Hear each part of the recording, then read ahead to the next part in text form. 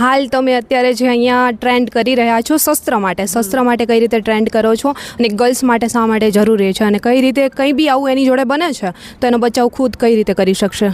Actually જ્યારે મને અજયભાઈએ કહ્યું કે આપણે આવું કરીએ કંઈક, તો મેં કીધું નહીં, આ તો બહુ જ સરસ વાત છે, કારણ કે આવું અત્યાર સુધી કોઈએ વિચાર્યું નથી. અને જેમ અજયભાઈએ કહ્યું એમની વાત બહુ જ સાચી છે કે શાસ્ત્ર હોય પણ શસ્ત્ર સાથે જો એને જોઈન કરવામાં આવે તો આપણને ગીતામાં પણ કહે છે કે હણે અને હણો, પણ એ હણવા માટે તાકાત તો જોઈએ ને.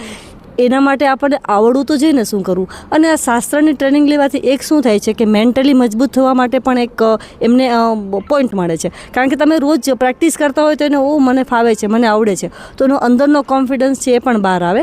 અને ખાલી એવું નથી કે દીકરીઓને કે ચલો એ લોકો તો યંગ હોય એટલે કિક્સ કે પંચ કે એવું અમે શીખડાવીએ છીએ, પણ બહેનો પણ છે. તો કંઈ આપણા ઘરમાં બહેનો પેલી જીન્સ પહેરીને કે ટી શર્ટ પહેરીને ના બેઠા હોય.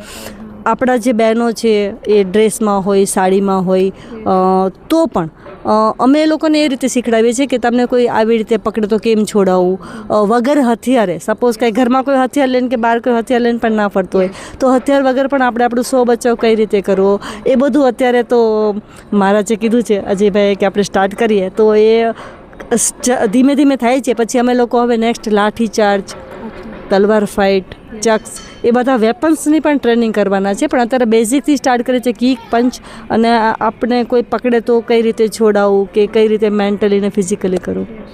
અને હાલ અત્યારે તમે આ શસ્ત્ર અને શાસ્ત્ર વિદ્યા આપી જ રહ્યા છો, તો આમના માટે કોઈ ફીસ લેવામાં આવે છે કે રાજકોટના કયા કયા એરિયામાં સ્ટાર્ટ થયું છે અને આગળ તમારા વિચાર શું છે, આખા રાજકોટમાં સ્ટાર્ટ થવાનું છે, બધી માહિતી આપો. અત્યારે તો નિઃશુલ્ક છે. અત્યારે તો કોઈ પણ દીકરીઓ પાસે કે કોઈ પણ વ્યક્તિઓ પાસેથી, બહેનો પાસેથી કંઈ પણ ફીસ લેવામાં નથી આવતી. અને આવનારા સમયમાં અમારું લક્ષ્ય એક જ છે કે આખા રાજકોટના સંપૂર્ણ વિસ્તારની અંદર દરેક મંદિરોની અંદર, હું તો એમ કહું છું, દરેક મંદિરોની અંદર એ દર રવિવારે સાંજે 6 થી 7 1 કલાક દીકરીઓને પ્રશિક્ષણ આપવામાં આવે.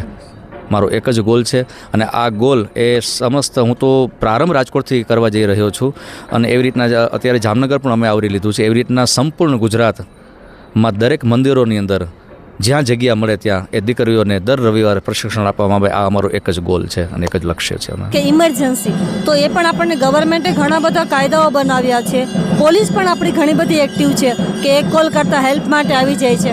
પણ પોલીસ કંઈ ઉડીને તો નથી આવવાની, તો જ્યાં સુધી પોલીસ કે બીજી કોઈ આપણી મદદ માટે આવે, હેલ્પ માટે આવે, ત્યાં સુધી શું, તો જે શસ્ત્ર જ્ઞાન છે એ આપણને જ્યાં સુધી કોઈ મદદ ના આવે ત્યાં સુધી આપણને પોતાનો સેલ્ફ ડિફેન્સ કરવા માટે અને રક્ષા માટે મદદ કરે છે. મજા આવે છે?